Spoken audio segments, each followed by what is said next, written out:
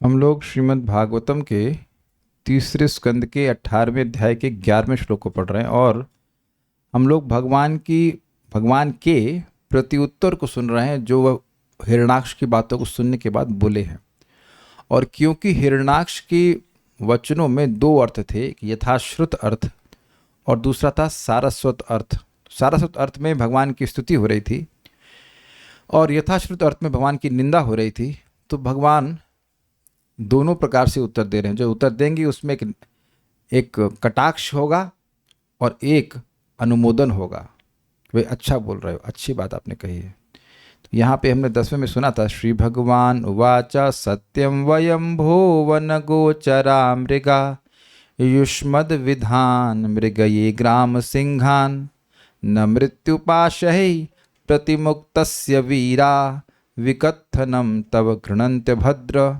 श्री भगवान ने कहा, सत्यम वयम, वो मतलब अरे सत्य ही कहते हो। हम लोग हम मतलब भगवान कह रहे अपने लिए बोले, हम तो वन के जंगली पशु ही हैं। युष्मत विधान, आपके जैसे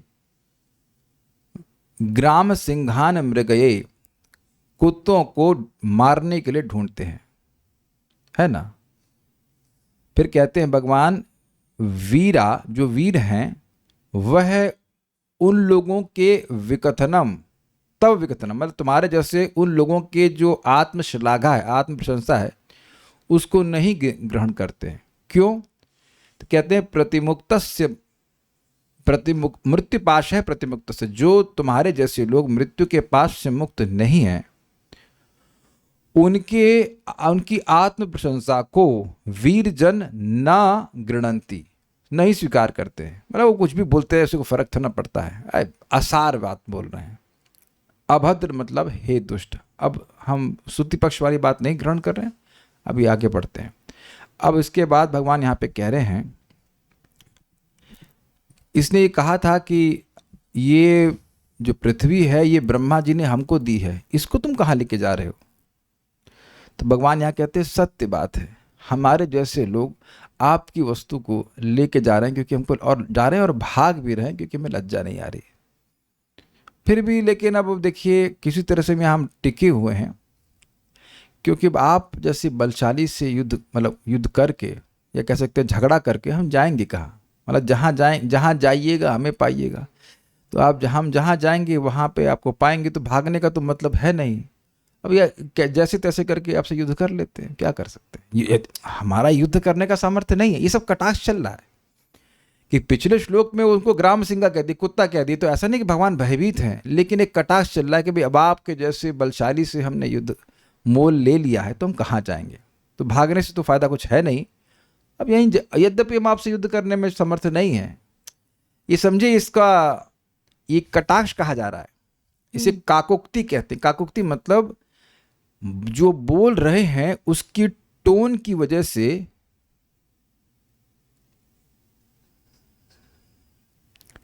जो बोल रहे हैं उसके टोन की परिवर्तन से व्यक्ति का जो आशय है वह अलग हो जाता है। भैया आपसे बुद्धिमान तो कोई है ही नहीं।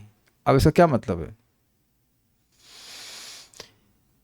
ये सब कभी आप लोग सुने इस तरह का शब्द, भैया आपसे बुद्धिमान तो भैया कोई है। तो अब आप तो ब्रह्मा है, कहने का मतलब क्या है, आप ब्रह्मा हैं नहीं। मतलब ये मजाक बनाया जा रहा है। तो ये कहने के स्टाइल से, कहने के टोन से अर्थ चेंज हो जाता है। इसने बोला था ना भगवान को कि तुम गतः ह्रिया, तुम्हें लज्जा चली गई, तुम भाग रहे हो, इत्यादि इत्यादि। तो भगवान कहे, हाँ भैया हम तो लज्जा से रहित हैं। आपकी पृथ्वी जो है, जो ब्रह्मा जी ने आपको पृथ्वी दी थी, उसको लेके भाग रहे हैं, कितने लज्जाहीन हैं हम। क्या सब लोग इस सूक्ष्म अर्थ को समझ गए? मुझे समझाना पड़ेगा।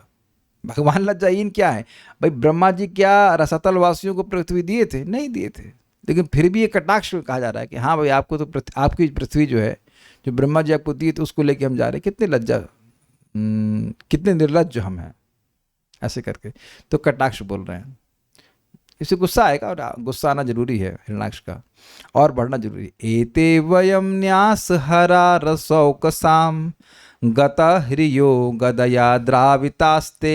एते वयं न्यासहरा रसौकसां गतरियो गदया द्रावितास्ते। तिष्ठामहेथापि कथञ्चिदाजौ स्थेयं क्वयामो बलिनोत्पाद्य वैरम्। तिष्ठामहेथापि कथञ्चिदाजो स्थेयं क्वयामो बलिनोत्पाद्य वैरम्। एते वयं न्यासहरारशौकसां गतह्रियो गदया द्रावितास्ते। एते वयं न्यासहरारशौकसां गतरियो गदया द्रावितास्ते। तिष्ठामहेथापि कथञ्चिदाजौ स्थेयं क्वयामो बलिनोत्पाद्य वैरम्। तिष्ठामहेथापि कथञ्चिदाजो स्थेयं क्वयामो बलिनोत्पाद्य वैरम्। बोलिए। एते वयं न्यासहरारशौकसां गतरियो गदया द्रावितास्ते। एते वयं न्यासहरारशौकसां गतह्रियो गदया द्रावितास्ते। तिष्ठामहेथापि कथञ्चिदाजौ स्थेयं क्वयामो बलिनोत्पाद्य वैरम्। तिष्ठामहेथापि कथञ्चिदाजौ स्थेयं क्वयामो बलिनोत्पाद्य वैरम्।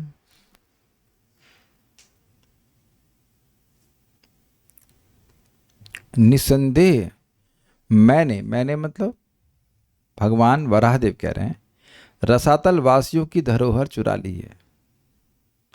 क्यों भाई, ये सही बोल रहे हैं? ये कटाक्ष कर रहे हैं भगवान। क्या पृथ्वी रसातल वासियों की है? नहीं है। पृथ्वी किसकी है? भगवान की है। अच्छा, दूसरी बात, क्या ब्रह्मा जी, अगर आपको याद हो ये बात, तो ब्रह्मा जी ने सबकी योग्यताओं के अनुसार अलग अलग लोकों का निर्माण किया है। ये याद है? हम लोग कहीं दूसरे स्कंद में कहीं पढ़े थे ना, ब्रह्मा जी ने अलग अलग लोगों को अलग अलग प्रकार के लोगों के लिए निर्माण किया था। ये हम लोग पढ़े थे, कहीं एक श्लोक आया था। तो ब्रह्मा जी ने पृथ्वी को रसातल वासियों को दिया था। Yes no? यस। तो यस कैसे भाई? नहीं दिया था, ये झूठ है। तो ये एकदम झूठ है, इसको भगवान स्वीकार कर रहे हैं, मतलब वो पीटने के चक्कर में है। भगवान वराह को, क्षमा कीजिएगा, वराह देव भगवान हिरणाक्ष को पीटने के चक्कर में, तो इसलिए ऐसा बोला। हाँ भैया, तुम्हारी पृथ्वी को लेके जा रहे हैं हम, सही कह रहे हो, झगड़ा करना है ना। तो इसलिए भगवान ऐसा बोल रहे हैं कि सही बात है, हमने रसातल वासियों की धरोहर चुरा ली। धरोहर का मतलब समझते हैं? धरोहर से क्या मतलब होता है? जो किसी के पास धरी गई हो। क्या कहते हैं? अमानत कहते हैं ना, अमानत। हाँ भैया, आपकी अमानत चुरा रहे हैं। आपने देखा होगा कि ये झगड़े में ये शब्द कभी ना कभी जरूर आपने बोला होगा या सुना होगा कि हाँ भैया, तुम्हारी अमानत चुरा रहे हैं। तो ये अमानत चुरा रहे हैं, इससे कोई संदेह नहीं है। तो ये पहला कटाक्ष। और सारी शर्म खो दी है। क्यों शर्म खो दी है? कि भाई दूसरे की वस्तु चुरा रहे हैं ओपनली लेके, और उस पर भाग भी रहे हैं। यद्यपि तुम्हारी शक्तिशाली गदा से मुझे कष्ट हो रहा है, किंतु मैं जल में कुछ काल तक और रहूंगा। मतलब मैं तो भाग रहा था आपसे, और आपकी गदा को देख के मुझे डर लग रहा है। गदा मारे नहीं है, गदा को देख के डर लग रहा है, फिर भी मैं यहाँ रुकूंगा। क्यों रुकोगे? जब तुम्हें मेरी गदा से कष्ट हो रहा है तो तुम रुकोगे क्यों? देखिए, आप कहेंगे जब गदा चलाई नहीं तो कष्ट कैसे होगा, है ना? तो कोई डकैत है या आतंकवादी है, वो गन लेके आ जाए, जब गोली मारेगा तभी कष्ट होगा, या देख के ही कष्ट होना शुरू हो जाएगा? स्वीकार है कि नहीं? है कि नहीं? स्वाभाविक सी बात है। कोई ईंटा लेके मारने का प्रयास करे तब भी डर लगता है कि नहीं लगता? तो आप ये देख रहे हैं कि इसने गदा चलाई नहीं है, बोल रहा था गदा से फोड़ दूंगा सर। तो क्या वो कुछ सुंदर ट्रीटमेंट भगवान का करने वाला था? नहीं, उसकी इंटेंशंस बहुत खराब थी। कोई कोर्ट केस का डर थोड़ा ना था उसको, कोई डर नहीं था। कोई आतंकवादी है, उसको डर तो है नहीं कि पुलिस पकड़ लेगी, कोई शराब, उसको पुलिस से क्या डर है भाई? वो तो गोली मारने के लिए आया है ना। Just see that attitude. Power भी है उसके पास एटलीस्ट उस समय, और उसकी इंटेंशन भी खराब है। आप वही अस्त्र एक आर्मी के जवान के पास देखते हैं तो अपने आप को निश्चिंत समझते हैं, तो इंटेंशन आप जानते हैं उस व्यक्ति की कैसी है।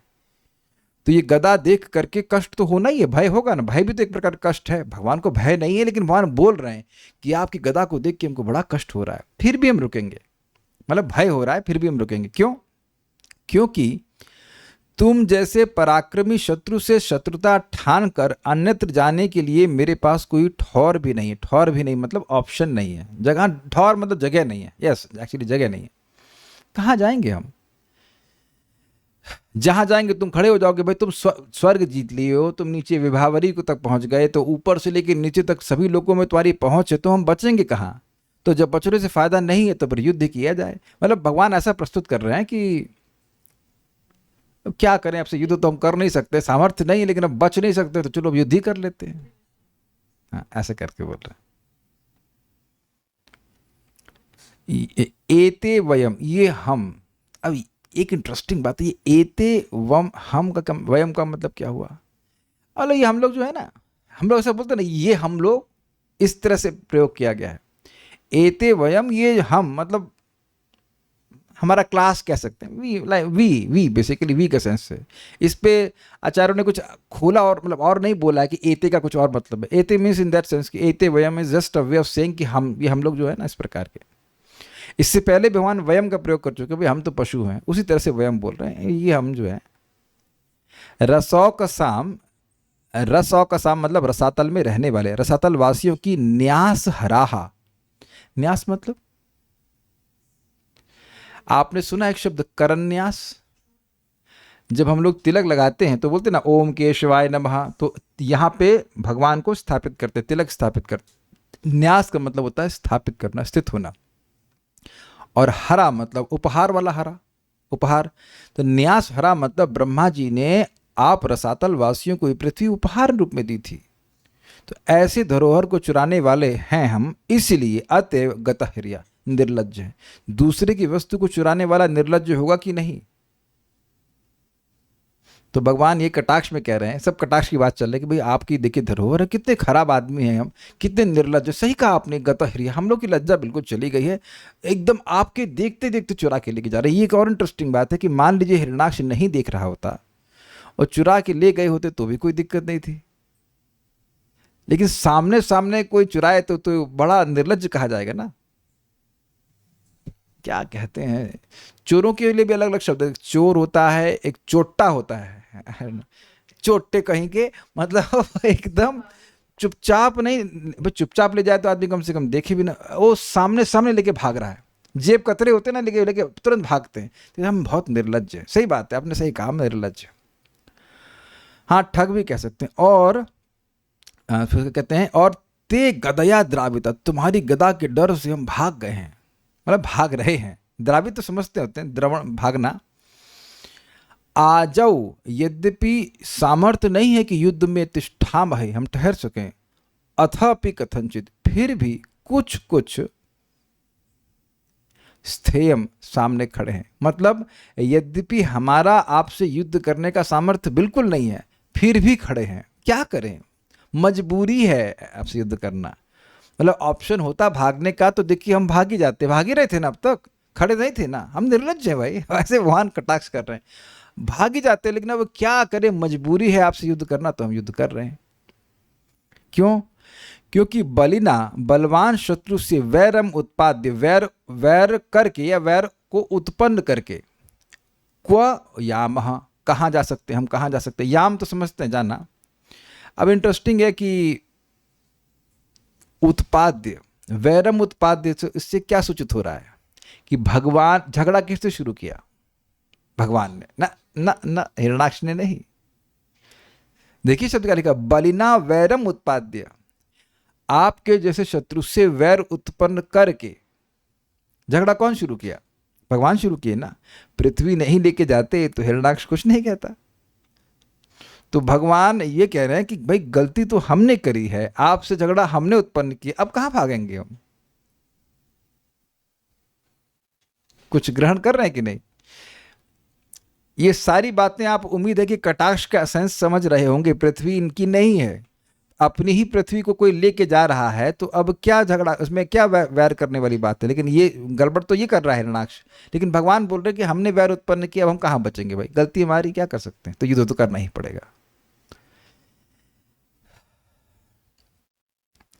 एते वयम, ये जो हम है ना, हम है का मतलब हम तो ऐसे ही है हम है मतलब ऐसे ही है हम।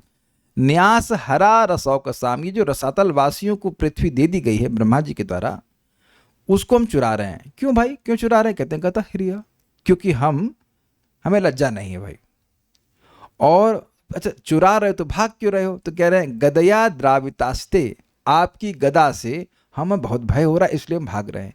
तो फिर रुक क्यों गए? फिर रुक क्यों गए? आपने याद ही होगा कि भगवान रुक गए, पृथ्वी को स्थापित किया जल पर और उन पर पुष्प वर्षा हो रही, तो फिर रुक काहे गए? भाग रहे थे, डर रहे थे। तो कह रहे हैं डर के जाएंगे कहाँ? तिष्ठा महे अथापि, अथापि मतलब फिर भी, कथनचित तिष्ठा में, किसी तरह यहाँ रुके हुए हैं। मतलब अब ये अच्छा ऐसा दिखा रहे हैं कि भगवान कमजोर हैं इनसे। कथंजित कथंचित तिष्ठा में, अथापि कथंजित तिष्ठा में, आ जाओ। यद्यपि देखिए हम युद्ध में आपके बराबर नहीं हैं, लेकिन फिर भी रुके हैं। स्थेयम, यहाँ हम युद्ध में आपसे रुकेंगे, क्योंकि बलिना उत्पाद्य वैरम क्व यामः, आप जैसे बलशाली से वैर उत्पन्न करके हम कहाँ जाएंगे? अर्थात हम कहीं नहीं जा सकते, जहाँ जाएंगे आप वहीं मार देंगे, तो अब यहीं युद्ध कर लेते हैं, ये बात कहते हैं। इस तरह की बातें आपको बड़ी आगे दशम स्कंद में भी खूब सुनने को मिलेंगी, जब भगवान किसको मारते हैं? पौंड्रक को मारते हैं। वो लेटर भेजता है, देखो मैं भगवान वसुदेव हूँ, मैं जगत के उद्धार के लिए आया हूँ, तुम मेरा अनुकरण मत करो, मेरी शरण में आ जाओगे तो मैं माफ़ कर दूंगा, बहुत। और जब वो लेटर सुना रहा था उनका दूत, सब यदुवंशी हंस रहे थे, भगवान भी हंस रहे थे। और भगवान उसको लिखते, तुम्हारे जैसे मेढक को खाने के लिए मैं सर्प के समान हूँ, इत्यादि इत्यादि। वही दूत जा करके वो सारी बातें पौंड्रक को सुनाता है, और वो बड़ी पेशेंटली सुनता भी है। फिर आगे जा करके जब युद्ध होता है तो भगवान खूब गाली देते हैं। गाली मतलब, ये गाली मीन्स चिल्लम चिल्ली होती है, इसे गाली गलौच होता है। क्षत्रियों के लिए युद्ध करने से पहले गाली गलौच जरूरी है। यहाँ भी आप देख ही रहे कि युद्ध से पहले ये कर देंगे, न्यूक्लियर चला देंगे, ये कर देंगे, वो कर देंगे, ये हो जाएगा, वो हो जाएगा। उसके बाद जो थोड़ा बहुत झगड़ा होता है सो होता है, लेकिन जरूरी है, झगड़े से पहले थोड़ी सी वाणी कठोर प्रयोग होना ही चाहिए, मज़ा नहीं आएगा। नहीं तो आप तो बड़े अच्छे हैं, आइए चाय पीजिए, तो ऐसे खुना को युद्ध होता है। श्रीधरी, श्री भगवान ने कहा, हाँ हम लोग रसातल के धरोहर को चुराने वाले हैं तथा निर्लज्ज है। सही कहा आपने। तुम्हारी गदा के भय से भागकर हम यहाँ आ गए हैं। यद्यपि हम तुम्हारे साथ युद्ध करने में असमर्थ हैं, फिर भी युद्ध करने के लिए यहाँ रुके भी हैं। यदि पूछो कि क्यों रुके हो, तो उसका उत्तर है कि मुझको यहाँ रुकना ही पड़ेगा। क्यों भाई?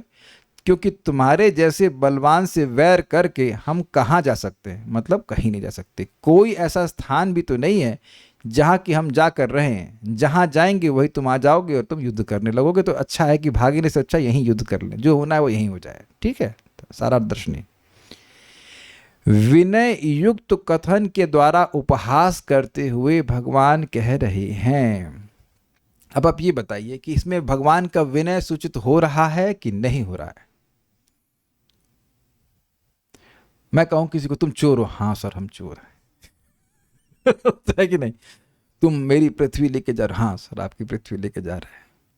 तुम मुझसे मेरी गदा को, मैं तुम्हारा गदा से तुम्हारा सर फोड़ दूं, हाँ सर आपकी गदा से बड़ा डर लग रहा है तो ये विनय हुआ कि नहीं हुआ?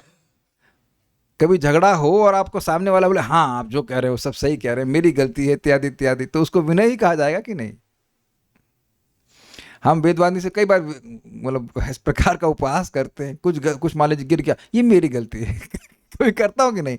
तो आप जानते हैं कि ये एकदम उपहास है, गलती मेरी नहीं है, इनसे कुछ छूट गया, लेकिन नहीं नहीं घबराओ मत, गलती मेरी है, ये सब मेरी वजह से हो रहा है। तो आप जान रहे हैं कि ये जो बात बोली जा रही है, इसका कोई मतलब शाब्दिक अर्थ आप नहीं ग्रहण कर सकते। आप लोग अभी ऐसा करते हैं, ऐसा होता है भाई हमारी गलती है, सब कुछ हमारी गलती है ऐसे करके। तो आप जान रहे हैं कि आपकी गलती नहीं है, लेकिन आप बोलेंगे ऐसा। ये एक एक्सटर्नल विनय है।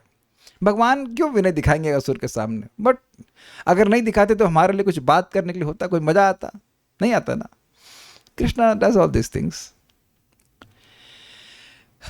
उम्मीद है कि आप उपहास समझ पा रहे हैं। जो अनंत बलशाली है वो उसके सामने किसी का बल एकदम छोटा है, कोई चींटी मेरे सामने कुछ बोले तो मैं कहूँ हाँ हाँ मैं तो निर्लज्ज हूँ इत्यादि। अरे चींटी को चापट मारेंगे, हम लोग मारते नहीं हैं, लेकिन एक हाथ मारेंगे मर जाएगी। और आप देखेंगे ऐसा ही होने वाला है। लेकिन लीला में भगवान इस प्रकार से बोल रहे हैं, उपहास कर रहे हैं उसका। न्यास हराहा अर्थात जो वस्तु अर्थात पृथ्वी ब्रह्मा द्वारा रसातल में निवास करने वाले तुम्हारे पास सौंपी गई थी, उसे हमने हरण कर लिया है। ये सही कह रहे हैं आप, गलत नहीं कह रहे हैं। द्रावितः अर्थात मैं तुम्हारे द्वारा गदा के प्रहार से ताड़ित और दूर कर दिया गया हूं। यद्यपि चलाया नहीं है, लेकिन भय है, मतलब समीपवर्ती समय में। अथापि अर्थात फिर भी मैं असमर्थ होते हुए भी इस युद्ध क्षेत्र में किसी प्रकार अवस्थित हूँ। मतलब इतना भयभीत हूँ भाई, लेकिन और युद्ध भी नहीं कर सकता, फिर भी कहाँ जाऊंगा, ऐसा डर प्रस्तुत भगवान कर रहे हैं। और यदि तुम कहो कि इस प्रकार के कष्ट को उठाने की क्या आवश्यकता है, मतलब आप मुझसे डर रहे हैं तो भाग जाइए यहाँ से, इतना क्यों भयभीत हो रहे हैं। Make sense. आप लोगों को याद होगा कि जब मम्मी झाड़ू उठाती थी तो वहां पे आप अपना वीरता नहीं प्रस्तुत करते थे, भाग जाते थे, है कि नहीं। कोई भागा है आपसे, मम्मी ने जब झाड़ू उठाई हो तो भागते थे। और एक पॉइंट पे आप देखे होंगे कि आप थोड़े बड़े हो गए तो ऐसा पॉइंट आ जाता है कि मम्मी पकड़ नहीं पाती हैं। तो हम लोग अपना बड़ा पुरुषार्थ मानते हैं कि देखो हम कितने तेज हो गए हैं कि मम्मी पकड़ नहीं पा रही। तो उससे मम्मी भी तेज हो जाती हैं, ये भागेगा तेज, उससे पहले पहले झाड़ू नहीं उठाएंगी, पहले हाथ पकड़ती हैं, याद है। और कह हाथ सामने मत लाओ हाथ सामने लाओगे तो और मारूंगी याद आ रहा सब सीन। तो अब वहां आप देखोगे भगवान से सब चीज लीला चली आ रही। भगवान को माता यशोदा छड़ी दिखा रही थी, तो भागे वहां से। तो अब नहीं यस, तो अब अगर क्या वहां रुक जाए तो छड़ी मारती तो नहीं, लेकिन भय था कि मारती। तो कह रहे हैं कि आप वो भय हो रहा है हमारी गदा से, तो अब रुके क्यों हैं यहाँ पे, भाग जाइए यहाँ से। ये होता ही है ना। कोई मान लीजिए गुंडा पीछे लगा हो या कुछ ऐसा लगा हो, तो आप स्कूटर ऐसे करके भाग जाएंगे तो ऐसा कर शांति मिले, भाई बच गए। तो अब पॉइंट ये है कि इस प्रकार का कष्ट क्यों उठा रहे, काहे खड़े हो गए आप, भय हो रहा है आपको, क्या दिक्कत है, क्यों नहीं भाग रहे हैं। अपनी इच्छा से पलायन कर जाओ ना तुमको कौन रोक रहा है। अरे भाई अभी तक तुम भाग ही रहे थे, तो अब और भाग जाओ, तुमको कोई रोक रहा है क्या। तो इसका उत्तर देते हुए भगवान कहते हैं कि स्वयमेव अर्थात मुझे यहीं स्थित रहना होगा। क्यों भाई, क्योंकि क्वयाम अर्थात तुम्हारे समान बलशाली शत्रु से विरोध अर्थात शत्रुता उत्पन्न करके भी मैं कहाँ जाकर प्राणों की रक्षा करूंगा। सभी स्थानों पर तो तुम्हारा अधिकार है। और ये बात एक तरह से सत्य थी कि भाई स्वर्ग में भी जा चुके हैं, विभावरी नीचे के समुद्र में चला गया था, वहां भी गया था, तो सब जगह तो तुम पकड़ लोगे हमको, तुम भागेंगे कहाँ। वेल इंटरेस्टिंग बात है कि गर्भ सागर के तल में भगवान गए थे और पृथ्वी को उठाए। तो जब वहां हिरण्याक्ष पहुंच गया, जो कि बेसिकली अगर कहा जाए तो इनएक्सेसिबल है, अग्रीड, स्वीकार है। गर्भ जल तो अथाह है ना भाई, तो नीचे जब एकदम मतलब नॉट लिटरली अथाह क्योंकि ब्रह्मांड के अंदर है, लेकिन फिर भी बहुत बड़ा है ना। इस समय मैरियाना ट्रेंच समझते हैं आप लोग, नहीं समझते होंगे, कोई नहीं। वरुण प्रभु आप समझते हैं मैरियाना ट्रेंच, तो लिख लीजिएगा और सर्च कीजिएगा मैरियाना ट्रेंच क्या होता है। समुद्र में भी एक खाई प्रकार की होती है, उसमें वो और लोएस्ट पॉइंट होता है। तो अभी तक का जहां तक हम समझ सुने हैं, समुद्र का सबसे गहरा, हम पृथ्वी के समुद्र का सबसे गहरा जो पॉइंट है उसे मैरियाना ट्रेंच कहते हैं। कितना है हमको नहीं पता, 10,000 किलोमीटर समथिंग है। 10,000 किलोमीटर नहीं, 10 किलोमीटर से उससे भी और अधिक गहरा, 10,000 नहीं, 11 किलोमीटर, ठीक है भाई, 10-11 के हिसाब से, मतलब एवरेस्ट भी डूब जाएगा। तो वहां अगर कोई कुछ कर रहा है तो उसको कौन जानेगा, वहां कौन जाएगा भाई। तो जब पृथ्वी का इतना गहरा समुद्र है और वो लिटरली इनएक्सेसिबल है, इनएक्सेसिबल क्या कहेंगे इसको, दुर्गम है, जहां नहीं जाया जा सकता। तो अब गर्भ जल का कितना कठिनाई होगी, जरा विचार कीजिएगा आप, थोड़ा समझिए। जल का प्रेशर बनता है, केवल सांस लेने की प्रॉब्लम यही बात नहीं है, वो प्रेस कर देगा, खत्म कर देगा, हड्डी पट्टी चूर कर देगा। तो अब गौर समझे बात को, ये फिजिक्स पढ़ी जानी चाहिए, फिजिक्स के बिना बड़ी दिक्कत है भाई। भाई थोड़ा सा फिजिक्स का कोर्स करके आइए तो मेरी लैंग्वेज समझ में आएगी। This is BTech BTech class. कुछ समझ रहे हैं? हमारे ऊपर हवा का प्रेशर समझते हैं, एयर प्रेशर है, उसी तरह भाई जल का प्रेशर होगा कि नहीं होगा? वो बढ़ता जाएगा। तो अब उतने 10 किलोमीटर में कितना प्रेशर बन जाएगा। और गर्भ जल में तो पृथ्वी समाई हुई है, विचार कीजिए, गर्भ जल में पृथ्वी कहाँ है कोई पता नहीं, तो उसमें जल का प्रेशर कितना होगा। तो अब वहां हिरण्याक्ष को कोई कठिनाई नहीं हो रही है। तो जब वहां वो पहुंच गया तो फिर अब बाकी क्या। यहां देखिए कितनी कठिनाई परिश्रम हो रहा है कि चंद्रमा में चंद्रयान और क्या क्या करके जाएंगे, कितना श्रम हो रहा है, और ये स्वर्ग पहुंच गया था। तो इतना पराक्रम है कि अगर किसी को ढूंढना होगा तो कहीं भी ढूंढ लेगा। तो हम तुम्हारे बचने का फायदा क्या, भागने का फायदा क्या होगा, बच तो पाएंगे नहीं, जहां जाएंगे तुम पकड़ लोगे। तो इसलिए अच्छा यहीं युद्ध कर ले, ये बात भगवान कह रहे हैं। अच्छा, अब अन्य पक्ष से देखा जाए तो इस प्रसंग का अर्थ इस प्रकार है, ये बड़ा अच्छे अर्थ है, देखिएगा। रसातल वासी असुरों द्वारा भी न्यास हरा, अर्थात भक्ति भाव द्वारा समर्पित पूजा और उपहारों को मैं स्वीकार कर लेता हूं। ये क्या हुआ?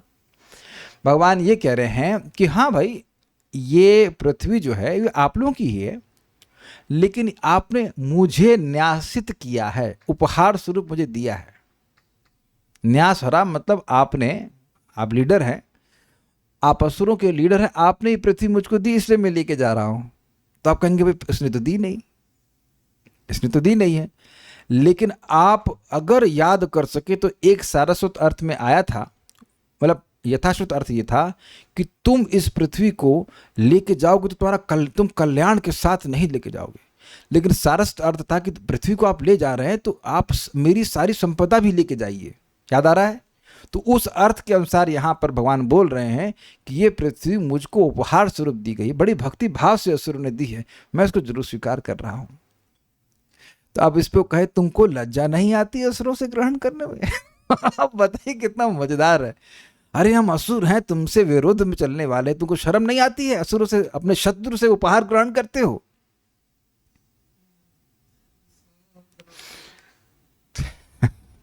अरे भाई देखिए, आप हमें एक उदाहरण दे रहे तो शायद समझ जाएं। अब इस समय कोई भारतीय पाकिस्तान की टी शर्ट लेकर के आए कि इस पर लिखा है पाकिस्तान, तो उसको अच्छा तो नहीं मानेंगे ना, कुछ स्वीकार है ना।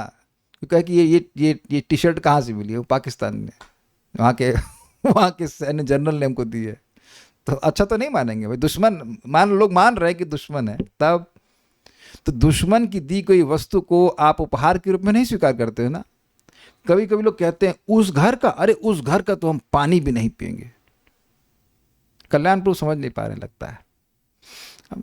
ये कितने लोगों को ये फ्रेज समझ में आ रहा है? कभी सुने अरे तुम्हारे घर का या उस घर का तो हम पानी भी नहीं पिएंगे? सुमेध प्रभु सुने हैं, ठीक है, राधा रमन प्रभु और सभी लोग सुने हैं। सब लोग लग रहा है घर गृहस्थी वाले हैं तो सब समझ रहे हैं, हम वही एग्जाम्पल देते हैं। अरे वाह, संतोष कृष्ण प्रभु सुने, very good. So what is the point? क्या वहां के पानी में जहर घोल के देगा? लेकिन उससे इतना वैमनस्य है कि उसका हम कोई वस्तु स्वीकार नहीं करेंगे।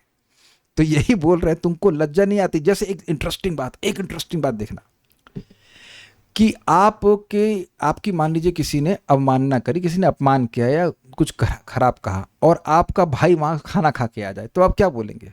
क्या बोलेंगे? वेदवाद नहीं, पता नहीं हुआ है कि नहीं हुआ कभी ऑप्शन, क्या बोलेंगे आप? वहां से खाना खा के आया जब वेमनस से। अरे इतना संस्कृत तो ना बोलेंगे लेकिन तुमको शर्म नहीं आई? हमसे इतना झगड़ा करा है उसने और तुम उसके हाथ का खाना खा के आ गए, शर्म नहीं आई? तो उसी तरह से यहाँ पे कह रहे तुमको लज्जा नहीं आई? तो असुरों को मारते हो, याद है बोले थे कि तुम्हारा कोई बल नहीं है, तुम योग माया से असुरों को मारते हो। तो इतने असुरों को तुम मारे हो, असुरों के तुम पुराने शत्रु रहे हो, और उनसे तुम उपहार ले रहे, तुमको लज्जा नहीं आई? तो उस पर भगवान कहते हैं गतः ह्रिया। गतः ह्रिया मतलब जिसकी लज्जा चली गई है। किस लिए चली गई है? अर्थात भक्तों के प्रति वात्सल्य भाव के कारण मैं उसमें लज्जा का अनुभव नहीं करता, यह भाव है। बहुत मजेदार है भाई, समझे? असुर है, ठीक है। जैसे मान लीजिए हिरण्यकश्यपु, तो हिरण्यकश्यपु ने निरंतर भगवान नरसिंह देव का या भगवान विष्णु का विरोध किया कि नहीं किया? लेकिन प्रहलाद तो भक्त है ना, तो प्रहलाद अगर कुछ अर्पण करेंगे तो क्या भगवान नहीं स्वीकार करेंगे? असुर भी अगर भक्ति भाव से देगा तो स्वीकार कर लेंगे, इसमें लज्जा की क्या बात है। हमको हमको इस बात पे याद आ रहा है, पत्रम पुष्पम फलम तोयम, दुनिया के सारे पत्रम पुष्पम फलम तोयम भगवान ही बनाए हैं, और उनकी सेवा में लक्ष्मी जी भी लगी पड़ी हैं, एक नहीं हजारों, फिर भी कह रहे हैं कुछ दे, कुछ दो, पत्ता दे दो, या फल दे दो, या जल दे दो, कुछ तो दो। कोई आपके घर में आके पत्ता मांगे तब पत्ता मांग रहे हैं यार, बड़ा अजीब सा लगेगा ना, वह भी अगर नाट्य व्यक्ति हो तब। लेकिन भगवान अपने भक्तों की दी गई वस्तु को स्वीकार करते हैं उनकी भक्ति के कारण। तो कह रहे हमें लज्जा नहीं आती है क्योंकि आप भक्ति भाव से दे रहे हैं, पूरी पृथ्वी समर्पण कर रहे हैं ना। आपको याद है ना, सारस्वत अर्थ था कि हमारे सारे इस पृथ्वी को ले जाइए और हमारे सारी संपदा को भी ले जाइए। तो ये भक्ति भाव हुआ कि नहीं हुआ? तो उस सारस्वत अर्थ के अनुसार बोल रहे हैं कि क्योंकि आप भक्ति भाव से दे रहे हो इसलिए हमको लज्जा नहीं आ रही, यद्यपि हम असुरों को मारे हैं, असुरों के चिर शत्रु रहे हैं। ओके, उसका कारण क्या है? मतलब ये आपका चित्त जो है लज्जा का अनुभव नहीं कर रहा है, आपका नहीं, आपका वात्सल्य भाव के कारण। भगवान ने कहा कि वात्सल्य भाव के कारण मैं लज्जा का अनुभव नहीं कर रहा हूं। तो प्रश्न ये हो जाएगा कि आपका ये वात्सल्य भाव कैसे उदित हो गया मेरे प्रति? तो कह रहे हैं उसका कारण है क्योंकि गदया अर्थात तुम्हारी स्तुति वचनों के द्वारा द्राविता अर्थात मेरा चित्त द्रवीभूत हो गया है। अब जरूर कल्याण प्रभु के मन में क्वेश्चन मार्क होगा कि गदया का मतलब ये क्या हुआ, गदया का मतलब स्तुति कैसे हो गया? तो अगर मैं इसका एक्सप्लेनेशन रख देता तो आपके मन में और 6 क्वेश्चन बन जाते, क्योंकि पाणिनि सूत्र के अनुसार कुछ बता गया जिसके बारे में हम नहीं जानते, इसलिए छोड़ दिया, इसलिए नोट दिया कि ये कुछ संस्कृत के नियम से हुआ है। अब जाइए जाकर के पढ़ के आइए पाणिनि सूत्र तो समझ में आ जाएगा, उसको हम छोड़ दे रहे हैं। हाँ, पानी पी लीजिए, ठीक रहेगा। पाणिनि सूत्र से कुछ बनना है कि गदया जो शब्द है वो स्तुति हो गया। हमको कुछ वहाँ से हम पकड़ रहे थे, गद वाचा, वहाँ से कुछ होता होगा, लेकिन यहाँ पे गदया का अर्थ लिया गया स्तुति वचनों के द्वारा। याद है ना कि सरस्वती जी इस हिरणाक्ष मुख से भगवान की स्तुति कर रही थी, तो भगवान कह रहे हैं कि तुम्हारी स्तुति वचनों को सुन करके मेरा हृदय द्रवित हो गया है, वात्सल्य से भर गया हूँ, इसलिए तुमने जो पृथ्वी दी है उसको मैंने स्वीकार कर लिया, मुझे क्यों लज्जा आएगी, इतने प्रेम से दे रहे हो। ठीक है तो अब आगे देखते हैं। अथापि अर्थात फिर भी तुम्हारे साथ युद्ध में मैं तिष्ठामहे, तिष्ठ मतलब बैठना अर्थात डटा रहूंगा, और अपने बल के उत्कर्ष को प्रकाशित करूंगा, यह अर्थ है। तुम सब कुछ दे रहे हो फिर भी युद्ध चाहते हो, ठीक है, तो युद्ध चाहते हो तो मैं युद्ध भी दूंगा। फिर कहेंगे यदि तुम कहो कि हे प्रभु वैकुंठ जाकर सुखपूर्वक निवास करें, इस युद्ध क्लेश की क्या आवश्यकता है? तो उत्तर दिया गया है स्थेयम, अर्थात मैंने युद्ध सुख के लिए अर्थात वीर रस के आस्वादन हेतु सनक आदि मुनियों द्वारा शाप के कारण तुम्हारे साथ शत्रुता उत्पन्न कराई है, इतनी सारी सेटिंग करी है, इसीलिए ना। अतः हे बलशाली तुम्हारे साथ युद्ध भूमि में मेरा टिके रहना आवश्यक है, मैं और कहाँ जाऊंगा? अब देख रहे मैं और कहाँ जाऊं, अर्थात मुझे वीर रस का अनुभव और कौन कराएगा? हम कहाँ जाएंगे भाई? वैकुंठ छोड़ करके यहाँ पे आया हूँ युद्ध करने के लिए, तो अभी युद्ध से विरत हो गया, युद्ध नहीं किया, तो ये मजा कौन देगा भाई? मैं ऐसे समझ रहा हूँ जैसे आप 12 किलोमीटर दूर जाए गोलगप्पे खाने के लिए, और गोलगप्पे वाला कह रहे आप इतना परिश्रम क्यों किए? तो कह रहे अरे तुम्हारे गोलगप्पे के अलावा हमें कौन खिलाएगा इसीलिए तो हम आए हैं। अग्रीड है ना? तो सारा परिश्रम इसीलिए किए, भगवान ने सारा सेटिंग इतना सब कुछ किया ताकि वो युद्ध कर सकें।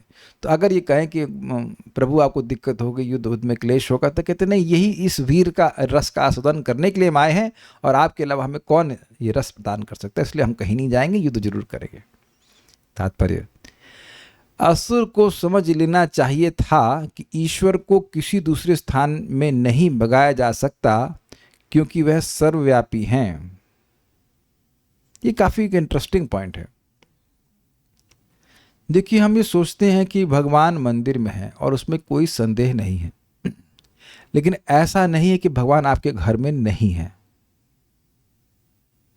और इसको आप एक एग्जाम्पल से आप समझ सकते हैं कि पहले लेट्स से 10 साल पहले, 10 साल तो ज़्यादा बोल रहा हूँ, मतलब हाँ 10 साल, 10-12 साल पहले, नहीं और पहले कर लीजिए, लेट से 20 साल पहले। तो अगर आपने कहीं टिकट कराना है, मुझे अच्छे से याद है कि 2003 या 4 में हमें टिकट कराना होता था, तो कोई और तरीका नहीं है, आपको 20 किलोमीटर जाना है, आपको लाइन में खड़ा होना है, उसका टिकट मिलेगा।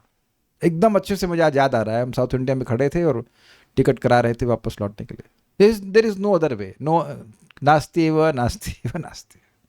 तो क्या कोई सोचा था कि यहाँ घर बैठे बैठे आप देख लो कि कौन सी ट्रेन कहाँ जा रही है और नो टिकट है कि नहीं है। आप ये देख रहे हैं कि कितना अंतर आ गया है परिश्रम में। वहाँ हमको ये भी नहीं पता होता था कि कौन सी ट्रेन जा रही है, अग्रीड, याद है ना वो एक आध दो ट्रेन जिससे हम लोग रेगुलर रूट पे जा रहे हैं तो मालूम रहता था, बाकी कौन सी ट्रेन कहाँ जा रही कुछ भी नहीं पता रहता था, एब्सोल्यूट डार्कनेस।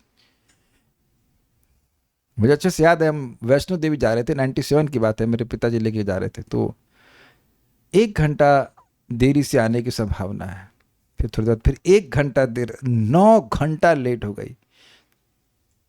मैं पड़े हुए हैं। आजकल आप देख लीजिए कितने आराम से आप यहीं फोटो से सॉरी फ़ोन से मालूम कर सकते हो।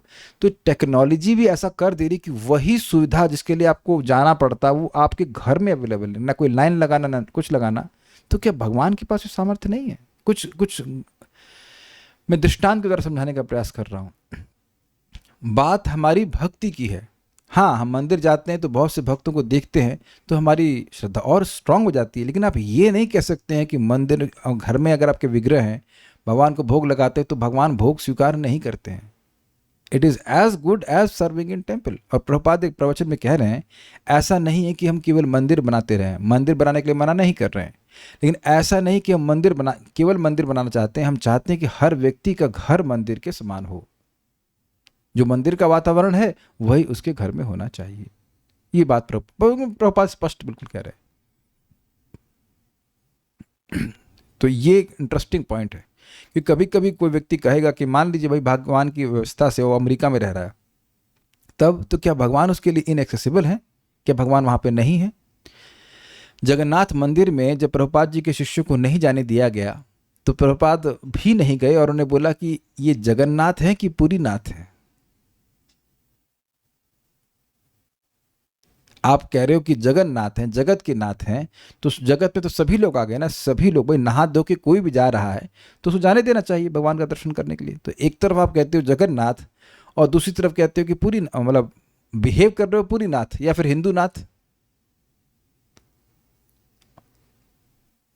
ये एक विचारणीय बात है।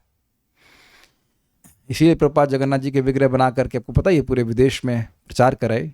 तो ये वो स्थापित किए कि वाकई जगन्नाथ हैं। तो अब देख रहे हैं कि व्यक्ति बोल रहा है, सेवा कर रहा है, लेकिन मन में भावना कुछ और है। ये गलत है। भगवान सभी जगह है। असुर अपनी अधिकृत, देखिए ये प्रमाण क्या है, ध्रुव महाराज तो मंदिर में नहीं थे ना। देखिए एक बात ध्यान दीजिएगा, मैं ये बिल्कुल नहीं कह रहा हूँ कि मंदिर नहीं जाना चाहिए, मंदिर का बहुत बड़ा प्रभाव होता है, वहाँ भगवान की सेवा बड़ी अच्छी प्रकार से होती है, तो लोग जाते हैं तो बड़ा विश्वास बनता है, वो तो है ही। लेकिन क्या ध्रुव महाराज को भगवान मंदिर में मिले थे? वो तो वन में मिले थे, उनको बोला था कि मिट्टी से आप बना लो भगवान के विग्रह। वो कहाँ, उनके पास तो कोई बहुत सुंदर कार्व्ड विग्रह भी नहीं थे। जो भी अपने बच्चा जो भी हिसाब से बनाएगा, लेकिन भगवान की भक्ति भाव होने से भगवान देखिए उनको प्रकट मिल गए। ये बात है।